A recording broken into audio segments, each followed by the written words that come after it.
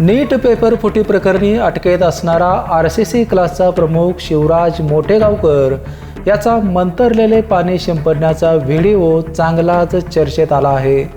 एम्समध्ये प्रवेश मिळावा म्हणून वर्गातील विद्यार्थ्यांवर तांब्याच्या भांड्यातून आंब्याच्या पानाने मंतरलेले पाणी विद्यार्थ्यांच्या अंगावर मोठेगावकर शिंपडत असल्याचे व्हिडिओमध्ये दिसत आहे।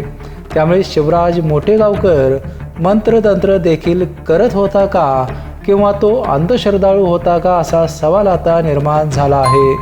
सगळ्या एम्स बॅचच्या मुली एम्सला लागू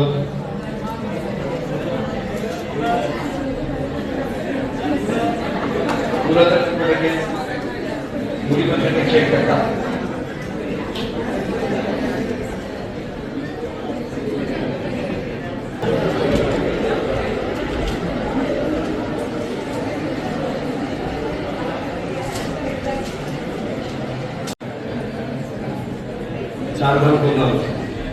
चार धाम पुण्य मिळते असं म्हणतात। 144 वर्षानंतर हा पर्व आलाय आणि ह्याला सायंटिफिक रिझन पण आहे बरं।